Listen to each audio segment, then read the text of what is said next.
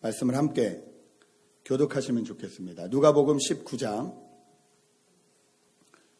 11절에서 27절까지 말씀을 찾으신 줄 알고 함께 교독하시겠습니다. 제가 먼저 누가복음 19장 11절을 읽겠습니다. 그들이 이 말씀을 듣고 있을 때에 비유를 더하여 말씀하시니 이는 자기가 예루살렘에 가까이 오셨고 그들은 하나님의 나라가 당장에 나타날 줄로 생각함이더라.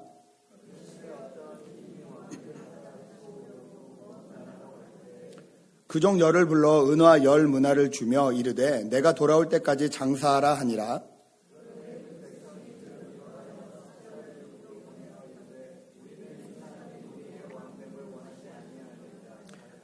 귀인이 왕위를 받아가지고 돌아와서 은화를 준 종들이 각각 어떻게 장사였는지를 알고자 하여 그들을 부르니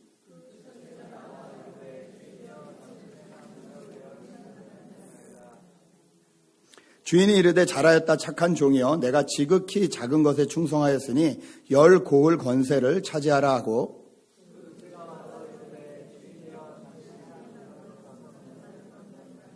주인이 그에게도 이르되 너도 5 고을을 차지하라 하고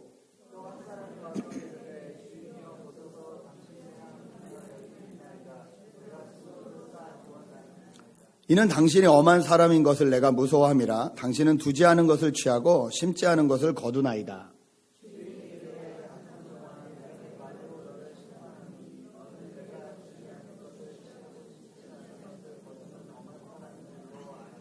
그러면 어찌하여 내 돈을 은행에 맡기지 아니하였느냐. 그리하였다면 내가 와서 이자와 함께 그 돈을 찾았으리라 하고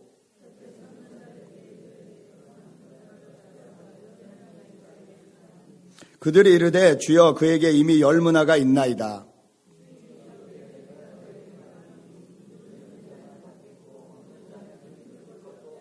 (27절) 함께 읽습니다. 그리고 내가 왕됨을 원치 아니하던 저 원수들을 이리로 끌어다가 내 앞에서 죽이라 하였느니라. 아멘. 한 주 동안 평안하셨습니까? 우리 옆에 분들하고 한번 인사하시면 좋겠습니다. 하나님을 더 알아갑시다. 이렇게 한번 인사하시면 좋겠습니다. 갑자기 날씨가 추워져서 감기로 고생하시는 분들도 계실 텐데요. 서로 좀 잘 돌봐주시는 우리 웨스트 LA 임하고 내 교회 되시기 바랍니다. 질문 하나 드리겠습니다. 아주 즐거운 질문입니다. 만약에 누군가 여러분에게 지금부터 한 3개월 동안 먹고 살 모든 것을 다 준비해 주겠다. 3개월 동안 풍성히 먹고 남을 만큼 월급도 다 주고 다 주겠다. 그리고 자유시간도 주겠다. 비자 이런 거 상관없이 어디나 갈 수 있게 해주겠다. 그런다면 여러분 무엇을 하고 싶으신가요? 3개월의 자유시간 모든 것이 다 보장되어 있고 1부 때 이야기를 했더니 애기 엄마가 그러더라고요. 애기도 봐주나요? 물론 봐드립니다. 모든 것에서 자유시간 3개월이 있어요. 여러분 뭐 하고 싶으십니까? 제가 이 질문 한번 이렇게 여러 사람한테 드려봤는데 한 친구가 너무 이게 가정이잖아요. 가정인데도 월급쟁이다 보니까 너무 흥분을 해가지고 아주 격한 소리로 여행을 가고 싶습니다. 그러더라고요. 여행도 가고 한국도 가고 친구들도 만나고 맛있는 음식도 먹고 제가 계속 물었어요. 그 다음에 그리고 글쎄요. 선교도 좀 해야겠죠? 마지막에 이렇게 얘기를 하더라고요. 가정뿐인데도 3개월 동안의 자유시간이 있고 모든 것이 다 주어진다면 너무 기쁘고 즐거워하는 모습을 제가 봤습니다. 저희가 하나님 나라와 예수 그리스도의 복음이라는 주제로 계속 말씀을 같이 보고 있습니다. 하나님 나라는 말씀으로부터 시작된다. 하나님 말씀 가운데 하나님의 나라가 있다. 말씀이 육신이 되어 이 땅에 오신 분이 예수 그리스도시다. 예수 그리스도 안에 하나님 나라가 있다. 그 하나님 나라를 우리 것으로 만들려면 그 예수 그리스도를 향한 고백이 필요하다. 주는 그리스도시요 살아계신 하나님의 아들입니다. 부족하지만 연약하지만 그렇게 고백하는 것을 시작으로 하나님 나라가 우리에게 임한다. 이렇게 말씀을 드렸어요. 그리고 그 하나님 나라를 날마다 살아갈 수 있는 방법으로 주님께서 저에게 제시해 주신 것은 낡아지지 않는 가방을 하나 만들어라. 그 가방은 구체적으로 구제라고 지난주에 말씀을 드렸습니다. 오늘 이 말씀은 삭개오의 이야기가 끝난 뒤에 예수님이 예루살렘에 이제 죽으시기 위해서 올라가시기 직전에 있었던 일들에 대한 이야기입니다. 이 삭개오의 이야기가 있은 뒤에 사람들이 오늘 보니까 11절에 그들이 이 말씀을 듣고 있을 때 비유를 더하여 말씀하시는 이는 자기가 예루살렘에 가까이 오셨고 그들은 하나님의 나라가 당장에 나타날 줄로 생각함이로라. 예수님을 바라보는 사람들의 이 기대치가 여러 가지가 있었지만 그 중에 하나 공통점으로 갖고 있었던 게 뭐냐면요. 이제 곧 예수님이 예루살렘으로 올라가시기만 하면 하나님 나라가 펼쳐질 거다. 이 유대인들에게 하나님 나라는 뭐였냐면요. 자기 나라의 통일이었어요. 해방이었어요. 로마의 식민지였잖아요. 그렇죠? 옛날 구약 시대에 그 찬란했던 솔로몬 시대에 온 세상을 다스리던 그 시대의 백성들이었잖아요. 그 후손들이잖아요. 그 역사를 알고 있는 거예요. 그 시대가 그리운 거예요. 그래서 이 사람들에게 하나님 나라는 정치적으로 경제적으로 모든 것을 자신들이 누리는 나라. 그리고 그것을 위해서 이 예수 그리스도가 무엇인가 하실 수 있겠다. 이렇게 생각을 했습니다. 그래서 이 예수님이 예루살렘에 올라가기만 하면 그게 쿠데타의 방법이 됐든지 아니면 그 정치가들을 말로 잘 녹여내는 방법이 됐든지 이렇게 악독하다고 자기들이 생각했던 삭개오가 이렇게 변화돼가지고 인생이 뒤집어지는 걸 보니까 또 오병이어나 이런 여러 가지 질병을 고치고 눈먼자를 고치고 하는 기적을 베푸시는 걸 보니까 어쨌든 이 양반이 올라가시기만 하면 우리나라의 독립은 문제가 없겠다. 하나님 나라는 이루어지겠다. 이렇게 생각을 했습니다. 그런 그들을 향해서 하나님의 나라는 그렇게 오는 것이 아니다. 이 말씀을 하시면서 오늘 저희가 읽은 이 은 한 문화, 그 화폐단인데요. 이 은 한 문화에 대한 이야기, 그리고 그 종들에 대한 이야기, 그리고 그 귀인이라고 불리는 왕에 대한 이야기로 비유를 해주십니다. 하나님 나라는 지금 우리에게는요, 이미 예수 그리스도가 십자가에 달려 죽으시고 부활하신 그 뒤의 세상을 사는 저에겐 이미 하나님 나라는 시작되었습니다. 십자가 사건부터 하나님 나라는 시작이 된 거거든요. 그 하나님 나라가 완성이 되었을까요? 아니요, 완성되진 않았습니다. 이미 시작된 하나님 나라는 하나님의 다스림이라고 말씀드렸죠. 하나님의 다스림은 이미 예수 그리스도로부터 시작됐습니다. 더 이상 죄와 죽음이 우리를 이기지 못합니다. 이 문제에서 이미 예수 그리스도가 다 해결을 하셨어요. 가장 무서운 게 죽음이잖아요. 이 문제를 해결하셨어요. 예수님이 십자가에서. 그러므로 하나님 나라가 이미 임했습니다. 그러나 아직 완성되지 않았습니다. 여러분, 이거는 저희가 성경을 읽을 때 또 신학적으로 꼭 중요시 알고 계셔야 되는데요. 이것을 이미 그러나 아직이라는 사상입니다. 이미 시작되었지만 아직 완성되지 않은 나라. 이게 하나님 나라예요. 저희는 이 중간 시대를 살고 있습니다. 예수님은 오늘 이 말씀을 통해서 너희가 원하는 대로 내가 올라가서 정치적으로 무엇을 하든 뭐 해가지고 하나님 나라가 금방 임하고 너희들의 뜻대로 너희가 원하는 하나님 나라가 너에게 오는 것이 아니다.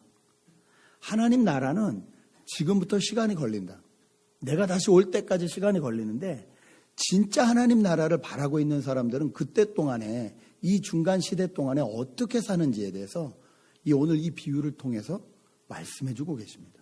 저희가 이 말씀을 잘 보면 이미 시작되었지만 완성되지 않은 하나님 나라, 예수님이 오실 때 완성될 그 나라를 바라보면서 우리가 어떻게 살 수 있는지, 우리가 어떻게 사는 것이 옳은 것인지에 대해서 올바로 알 수 있습니다.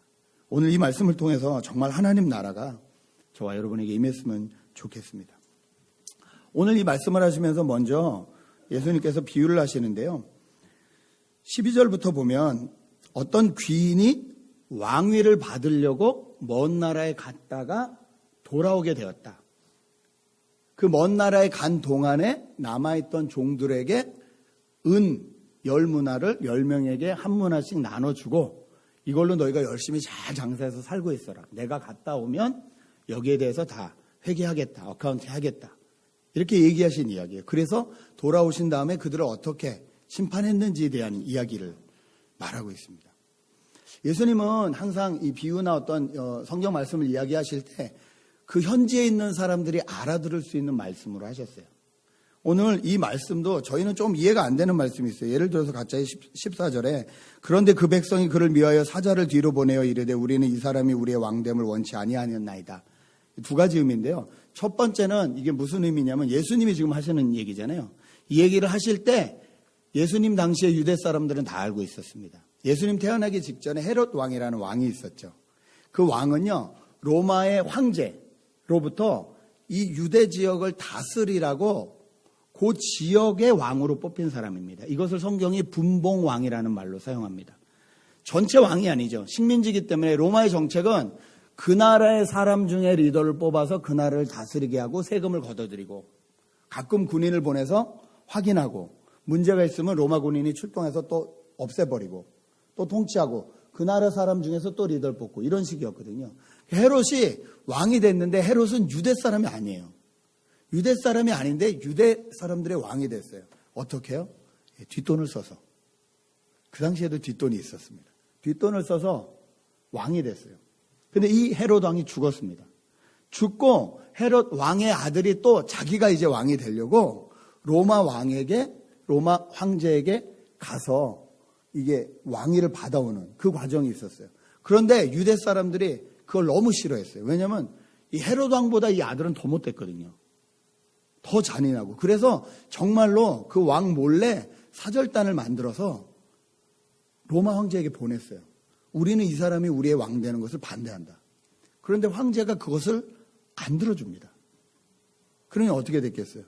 이 아들이 왕이 되고 뒤에서 쿠데타를 일으키려 했던 모든 사람들은 다 죽임을 당하게 됩니다. 이 배경을 예수님 시대에 지금 예수님의 말씀을 듣고 있던 유대인들은 다 알고 있는 역사였어요. 그 배경을 비유로 말씀하시면서 깔고 얘기하시는 거예요. 어떤 귀인이 왕위를 받으러 갔다. 여기서 귀인은 예수 그리스도를 말씀하십니다. 그런데 그동안에 10명의 종을 불러서 한 문화씩 주고 살림 잘해라 했다. 그 얘기를 쭉 하시는 거예요. 세 부류의 사람이 나오죠. 한 부류는 한 문화를 가지고 10문화를 남긴 사람, 한 문화를 가지고 5문화를 남긴 사람, 한 문화를 아무것도 안 하고 보자기에 쌓아 넣었다가 그냥 주인에게 보여준 세 부류의 사람들이 나옵니다. 10명 보냈는데 왜 3명만 나오냐 생각하지 마시고요. 보시면요. 그들도 이렇게 나와 있어요. 그러니까 복수형이에요. 세 종류의 사람들이 있었다. 이 말씀을 하시는 거예요. 이 말씀을 통해서 예수님이 하시고 싶은 얘기는 뭐냐면요. 예수님이 예루살렘에 올라가셔서 이제부터 심판을 당하시고 핍박을 당하시고 십자가에 달려 죽으셔서 이제 하나님 나라가 이 땅에 시작될 건데 그게 끝이 아니다. 다시 오시는 그날까지 너희는 하나님 나라의 백성으로 어떻게 살아야 되는지에 대해서 내가 이야기해 주겠다. 이 말씀을 하고 계시는 거예요. 자, 그러면 하나님 나라를 제대로 알고 기대하는 사람들은 어떤 특징을 가지고 있어야 되나? 어떻게 살아야 되나? 저희가 이 말씀을 통해서 우리 자신에게 적용해 볼 수 있는데요. 첫 번째는 이겁니다. 16절을 보면 이렇게 나와 있습니다. 종이 귀인 앞에 다 모여서 이제 결산을 합니다. 결산하는데 첫 번째 종이 이렇게 말합니다. 그 첫째가 나와 이르되 주인이여 당신의 한 문화로 10문화를 남겼나이다. 여러분, 하나님 나라를 바로 사는 방법 중에 가장 우선돼야 되는 방법은 뭐냐면요. 그 나라의 주인이 누구인지, 그리고 그 나라를 살게끔 우리를 불러주신 분이 우리에게 어떤 분이신지를 정확히 해야 됩니다. 이 종은 그 귀인이라고 불리는, 어떤 이들은 그 귀인이 싫어서 뒤에서 몰래 사람을 보내서 우리 왕 되는 거 싫다고 했지만 이 종은 그분에 대해서 주인이시여 이렇게 부릅니다. 그리고 당신이 나에게 준 한 문화로 내가 열심히 일해서 이것을 남겼습니다. 이렇게 얘기하고 있습니다. 여러분, 우리 인생의 주인이 누구인지를 결정하는 것이 가장 중요합니다. 하나님 나라를, 하나님의 다스림을 받고 싶으시면요, 여러분 인생의 주인이 누구신지 여러분이 하나님 앞에 고백해야 합니다. 어제 우리 브라이언 장로님이 오셔서 참 귀한 간증을 해주셨는데 10대, 20대, 30대, 40대, 50대 이렇게 나이를 나눠서 얘기를 해주셨는데 이 나이대마다 이분이 구했던 건 뭐냐면요, 하나님이 우선인 거예요. 그 훈련을 하나님이 참 잘 시키셨더라고요. 버클리를 나오고 또 까먹었다. 스탠포드를 나오고 그 좋은 대학을 나와서 거기서 샌프란시스코 지역에서 얼마든지 훌륭한 잡을 가질 수 있었는데 20대 때 LA로 내려오셨대요. LA 폭동난 그때. 교수들이 다 말리고 거기 가도 직업 없다. 너와 관련된 잡 없다. 내려오셨대요. 이유가 뭔 줄 아세요? 얼마 전에 개척교회를 시작하셨거든요. 한 목사님하고. 개척교회 멤버였어요. 그래서 나는 학교 끝나면 내려가기로 했기 때문에 내려간다. 여러분 이게 말이 됩니까? 여러분 자녀가 그러신다면 정말 훌륭하다 하시겠습니까? 샌프란시스코엔 잡이 있고 LA엔 잡이 없어요. 대학원까지 스탠포드까지 보내놨더니 개척교회도 올려 LA로 내려가겠대요. 20대 때 이 결단이 쉬웠을까? 전 결코 쉽지 않다고 생각합니다. 30대 때 사업을 열심히 했는데 새벽 2시에 들어올 만큼 열심히 일을 해도 가지고 오는 건 얼마 없어요. 친척이 뭐라 그러든 가족이 뭐라 그러든 다 상관이 없었는데 부인이 한 날, 새벽 4시 반에 출근하는 부인이 한 날 얘기하셨대요. 지금 하고 있는 일이 당신의 야망입니까? 하나님의 나라의 일입니까? 이 말에 무너졌대요. 그리고 혼자 공원 가서 7시간 울면서 기도하셨대요. 하나님이 날 만나주시지 않으면 나는 갈 데가 없다. 간절하게 하나님을 구하는 거예요. 하나님이 만나줬어요. 하나님이 만나주시면 이제 일이 척척 풀려야 되는데 그로부터 4년 더 고생하셨답니다. 그런데 그 4년은 괜찮았대요. 왜? 하나님이 만나주신 말씀이 있었기 때문에. 그분이 어제 그 말씀 하시더라고요. 그러니까 평소에 성경을 많이 읽어놔야 되는 것 같다고. 7시간 우는데 하나님의 말씀이 기억나서 그 말씀들을 적었다는 거예요. 이게 하나님의 약속이 되었다는 거예요. 여러분 성경 부지런히 읽어두십시오. 지금을 위함이 아닙니다. 지금을 위함이 아니에요.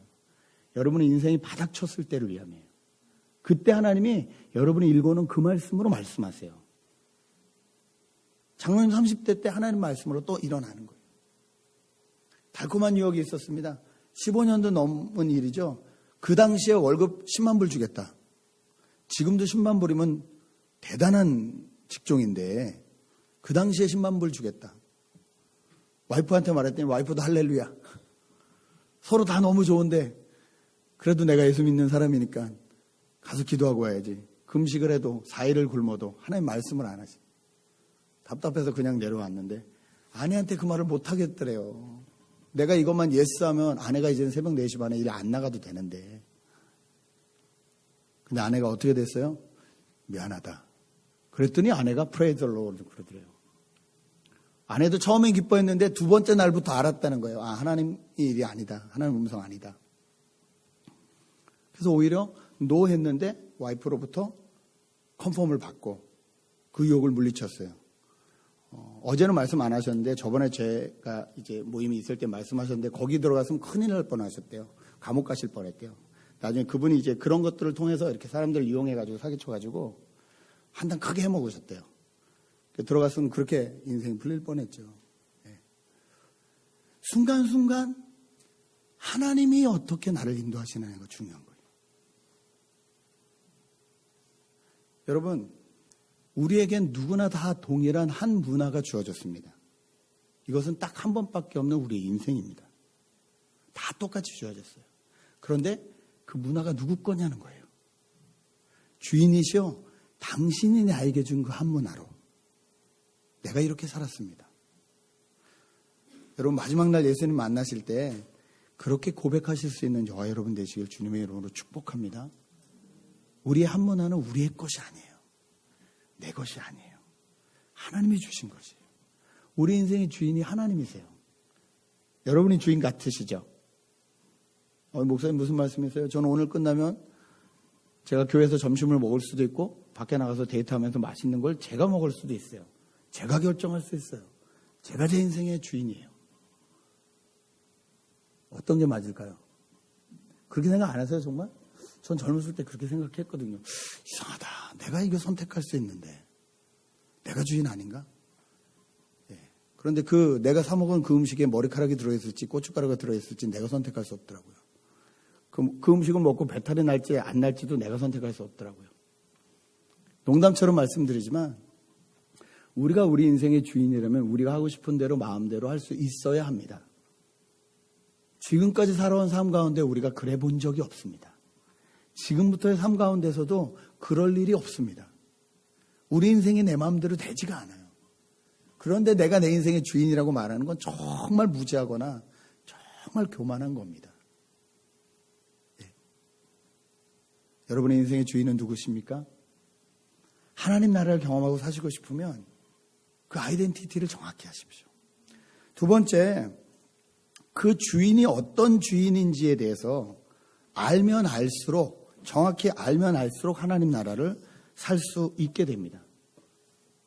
이 두 부류의 종들은 주인과의 관계가 좋았어요.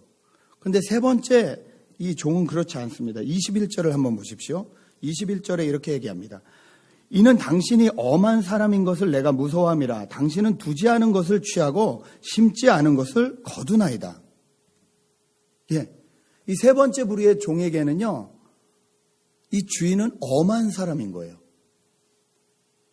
요즘 말로 하면 악덕인 거예요. 그러니까 주인이 그러죠. 네가 나에게 내가 돈만 이렇게 원하는, 이윤만 원하는 사람이라고 생각했으면 네가 이 돈을 은행에 넣었어야 된다. 그럼 내가 원금하고 이자라도 찾았을 거 아니냐. 너는 나에 대해서 잘못 생각하고 있다. 여러분, 우리가 하나님에 대해서 잘못 생각하고 있을 때가 많습니다. 우리가 만든 하나님이 있습니다. 우리가 생각하는 하나님이 있습니다. 어떤 분들은요, 하나님은 위로의 하나님이라고 생각하세요. 하나님 위로의 하나님이시죠? 예, 하나님 위로의 하나님이십니다. 그런데 하나님이 위로의 하나님이라고만 생각하시는 분들에게는요, 내가 위로받을 일이 없을 때 하나님은 필요 없어요. 어떤 분들에게 하나님은 무서운 하나님이에요. 그래서 항상 하나님 앞에 나올 때 뭔가 잘못하고 벌받기 직전의 애처럼 조마조마해서 나옵니다. 하나님과 항상 긴장이 있어요. 그 긴장이 내 죄 때문에 그래요. 항상 뭔가 좀 그래요. 예, 목사님이 눈을 똑바로 1분만 보면 괜히 이렇게 눈이 깔려요. 이렇게. 뭔가 어제 내가 한 짓을 알고 계시나? 예, 죄송하지만 저에게 그 능력은 없습니다. 왠지 하나님 앞에 항상 그런 마음인 분이 계세요. 하나님 앞에 겸손하고 우리가 죄인이죠. 그 마음을 갖는 게 나쁘지 않죠. 당연히 그렇게 하나님 앞에 경외하는 마음으로 나와야죠. 근데 그게 아니라 항상 하나님은 무서운 하나님인 거예요. 이 텐션이 오래되면 어떤 생각이 드냐면요, 빨리 한 대 맞고 끝났으면 좋겠다, 이렇게 생각이 들어요. 근데 그게 내 인생을 통해서 한 대 맞는 건 싫잖아요. 그럼 어떻게 그것을 대처하냐면요, 목사님이 강단에서 혼내는 설교가 좋은 거예요. 그래서 까는 설교만 좋아하시는 분들 계세요. 혼내는 설교라면 아멘 하고 울면서 회개를 하시면서 속이 시원하세요. 그리고 나가서 또 그냥 그대로 사세요. 변화되지 않아요. 실컷 잘못 쨌다가 잘못 지은 걸 다 갖고 와서 오늘 목사만 딱 맡아 혼나고 감정적으로 시원하게 털어버리고 또 그냥 살면 되지. 이렇게 신앙생활 하시는 분들이 의외로 많습니다. 정말 많아요. 그러니까 목사님들이 그 설교 하시는 거예요. 저처럼 설교하면 반응 없거든요. 제가 오늘 아침에도 이렇게 오면서 설교를 들었는데, 목사님 말 끝나지도 않았는데 헤맨 하는 교회들이 있더라고요. 그래서 하다가 제가 그냥 껐어요. 주여, 저 몇백 명도 아니고 몇천 명 모이는 교회인데 미슈미 아멘, 도대체 뭐를 믿는 건지 미슈미 다도 안 끝났는데 아멘. 그러다 실수하시는 분들도 계시죠. 네. 그렇게 되면 큰일 날 줄 믿습니다 하는데도 아멘 하시는 분들, 생각 없이 막 그냥 감정적으로 하나님. 어떤 분들은 하나님은 사랑의 하나님이셔야 돼요. 무조건 하나님이 사랑의 하나님이셔야 돼요. 네. 근데 그 사랑의 기준은 나예요. 내가 사랑하는 방법으로 내 뜻대로 사랑하셔야 돼요. 내 이기심으로. 네. 내가 원하는 대로 사랑하셔야 되는 거예요. 하나님이 그렇게 사랑하시지 않는 것 같으면 뭐라 그래요? 바로 덤빕니다. 내가 하나님을 어떻게 섬겼는데 나한테 이러실 수 있냐고. 여러분은 하나님을 어떤 하나님으로 알고 계십니까? 여러분의 주인은 어떤 주인이십니까? 여러분이 하나님을 알면 알수록 하나님에 대해서 더 누리며 살게 됩니다. 하나님 나라를 누리며 살게 됩니다. 하나님의 사랑과 하나님의 공의가 가장 잘 나타나는 곳이 바로 십자가입니다. 여러분, 하나님을 알려면 십자가를 알아야 돼요. 십자가의 의미를 바로 알아야 됩니다. 우리는 구제불능인 죄인입니다. 죄송하지만 여러분 여기밖에 그런 말씀 들으실 때가 없을 테니까 세상에서 여러분 죄인이라고 하지 않으시잖아요. 그런데 그러니까 우리가 착각하고 살거든요. 내가 괜찮은 사람인 줄. 아니요. 저와 여러분은 구제불능 죄인입니다. 동의하십니까? 하나님 없이 전혀 구제불능입니다. 이런 저와 여러분을 위해서 대신 그 죄를 다 짊어지시고 죽으러 가신 분이 예수 그리스도십니다. 죽고 끝나지 않으시고 죽는다는 것은 사망이 이긴 거잖아요. 그 사망을 다시 뒤집기 위해서 예수 그리스도가 부활하신 겁니다. 그래서 십자가의 죽음에서 끝나면 안 돼요. 부활하신 예수님까지. 여기까지 믿어야 돼요. 그래서 하나님 나라가 우리에게 왔습니다. 하나님의 공의와 하나님의 사랑이 우리에게 왔습니다. 이 하나님의 사랑과 공의가 완전히 완성될 그때가 예수님이 다시 재림하실 그때예요. 그때까지 이 십자가를 기준으로 살면 우리가 하나님에 대해서 오해하지 않을 수 있습니다. 하나님에 대해서 오해하지 않기 위해서 가장 좋은 방법은 성경을 읽는 것입니다. 여러분 세상에서 제일 오래된 학문이라고 말할 수 있는 점성술, 별들을 보고 연구하는 거. 이것들이 뭐 이집트 시대, 애굽 시대 때 있었잖아요. 점성학자들이 있었잖아요. 한 4,000년, 5,000년 전의 얘기인 거예요. 역사로 보면. 아무리 길다고 하는 역사도요. 4,000년, 5,000년이에요. 철학은요. 2,000년도 안 됐어요. 예수님 태어나실 그때부터 철학이 제대로 시작됐기 때문에 아무리 긴 학문도 2,000년 정도예요. 점성술도 4,000년 정도예요. 그런데 성경은요. 인류뿐만이 아니라 모든 것의 시초부터 말씀하세요. 태초에 하나님이 천지를 창조하시느라부터 말씀하세요. 그리고 이 인류가 어떻게 살아갈 건지, 인류가 살아가면서 어떤 짓들을 했는지, 어떤 방향으로 가고 있는지, 그리고 마침내 어떤 방향으로 갔다가 어떻게 될 것인지에 대해서 시작부터 끝까지 다 기록하고 있는 책이 성경입니다.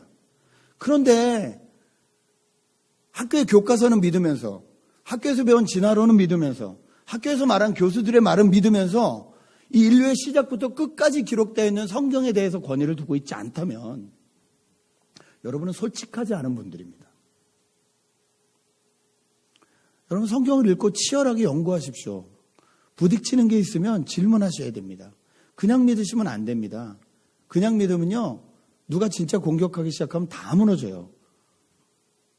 기독교는 성경을 중심으로 하나님의 말씀을 중심으로 기초를 두고 세워진 종교예요. 성경이 가짜다 그러면 다 가짜가 되는 거예요. 예수님의 말씀이 가짜가 되면 다 가짜가 되는 거예요. 그러므로 이 말씀이 중요합니다. 인간의 한계로 하나님의 말씀을 다 알 수 없습니다. 그럼에도 불구하고 우리가 하나님을 알아가기에 충분할 만큼 모든 인포메이션이 들어있는 것이 성경입니다. 성경보다 하나님에 대해서 더 잘 알 수 있는 방법은 없습니다. 그런데 하나님을 알고 싶다고 하면서 성경을 안 읽는다면 자기를 속이는 거죠. 저 사람하고 연애하고 싶다고 하면서 만나지 않는 것과 똑같은 거예요. 저 직장에 취직하고 싶다면서 이력서 내지 않는 것과 똑같은 거예요. 정말 여러분이 원하는 게 뭔지 알고 계십니까? 정말 하나님을 알고 싶으십니까? 정말 하나님 나라를 살고 싶으십니까? 하나님을 알아가십시오. 하나님을 알아갈 수 있는 최고의 방법은 성경입니다. 그래서 저희가 말씀을 바로 알아야 됩니다. 이 성경으로 고민하고 질문하는 저와 여러분 되시길 주님의 이름으로 축복합니다. 마지막으로 하나님 나라를 기대하는 사람들은 어떤 사람이냐면요. 하나님 나라를 더 많이 바라보는 사람들입니다. 오늘 말씀 보니까 지금 우리의 이 가지고 있는 상식과 조금 이렇게 어긋나는 말씀이 있어요. 24절부터 말씀 보십시오. 24절부터 제가 읽겠습니다. 곁에 섰는 자들에게 이르되 그 한 문화를 빼앗아 10문화 있는 자에게 주라 하니 그들이 이르되 주여 그에게 이미 10문화가 있나이다. 주인이 이르되 내가 너에게 말하노니 무릇 있는 자는 받겠고 없는 자는 그 있는 것도 빼앗기리라. 이 말씀이 저희가 절 편하지 않죠. 아니 있는 자는 있는데 왜 그 없는 사람을 뺏어서 줘. 꼭 우리가 살고 있는 자본주의의 무슨 이 거대한 공룡들이 작은 기업들을 다 잡아먹는 듯한 느낌도 들고, 하나님이 이걸 동조하시나? 이런 생각도 들고, 공산주의가 아닌 건 오히려 저희는 이런 걸 원해요. 있는 것들의 그것들을 빼앗아다가 공평하게 나눠주어라. 이러면 하나님 나라 같잖아요, 왠지. 그것도 하나님 나라 아닌 거 아시죠? 공산주의 원칙이 그거잖아요. 다 뺏어가지고 공동으로 나누자. 근데 진짜 공동으로 나누나요? 아니죠. 위에 사람들만 다 먹고 나머지는 다 굶어 죽어라죠. 예. 완전한 공산주의 없어요. 이 세상에 없어요. 그럼 이게 자본주의인가요? 있는 사람들이 더 독식하는 자본주의를 지금 주님이 말씀하시는 건가요? 아닙니다. 하나님 나라는 하나님의 다스림이라고 말씀드렸어요. 하나님의 다스림을 경험한 사람이 그 하나님의 다스림을 더 경험하게 된다는 거예요. 그리고 하나님 나라를 경험하기를 좋아하는 사람들, 기대하는 사람들이 하나님의 나라를 경험하게 된다는 거예요. 여러분, 이것은 하나님 나라에만 원칙이 아니고요. 저희가 세상에 살아가는 원칙 중에서도 가만히 살펴보면 이런 원칙들이 너무 많습니다. 요즘 미식축구 시즌이더라고요. 농구도 시작을 했는데, 저는 농구는 조금 알겠는데 솔직히 말하면 이 5명의 이 이름을 정확히 모릅니다. 뭐 가드 뭐 이렇게 있는데 잘 몰라. 하여튼 5명이 한다는 것만 알아요. 미식축구는 더 모르겠어요. 뭘 하다 보면 자꾸 뭐 수건을 던지고 뭐 어쩌고 저쩌고 뭐 갔다가 뒤로 갔다 페널티로 했다 어쩌고 잘 모르겠어요. 그냥 열심히 뛰어서 누가 잘 던지고 잘 뛰어서 점수가 나나 보다. 한 번씩 남은 7점이 나나 보다. 이 정도만 알아요. 근데 미식축구를 해봤거나 미식축구에 관심이 많거나 그 룰을 잘 배웠거나 하는 사람은요, 저보다 훨씬 더 많이 미식축구 나라를 누립니다. 아는 만큼 보이거든요. 아는 만큼 즐길 수 있잖아요. 그렇죠? 예, 음악도 아는 만큼 즐깁니다. 그래서 제가 여기서 기타 치면 가끔 기성이한테 혼나는 거예요. 예, 그렇게 치면 리듬이 부딪힙니다. 어떻게 할까요? 치지 마세요. 그럼 내 해야 되는 거예요. 왜? 저는 제가 아는 한계가 있는 거예요. 그런데 그렇게 구박을 오래 받다 보니까 무슨 말을 하는지 알 것 같은 거예요. 여러분 느끼셨는지 모르지만 저는 오늘도 예배할 때 느꼈는데, 저 곡을 저렇게 리듬을 쪼개주니까 분위기가 사는구나. 브라이언이 아까 막 이렇게 쪼개줬거든요. 그게 이젠 들리는 거예요. 그 리듬이 들리는 거예요. 그러면 더 그 리듬을 타서 찬양할 수 있는 거예요. 아는 만큼 보입니다. 여러분 미술 좀 아세요? 저는 제일 힘든 게 미술관 박물관이에요. 저희 와이프는 되게 좋아하는데 저는 정말 힘들어요.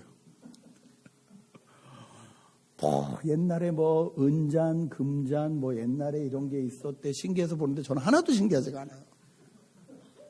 박물관처럼 힘든 데가 없어요. 뭘 알아야지.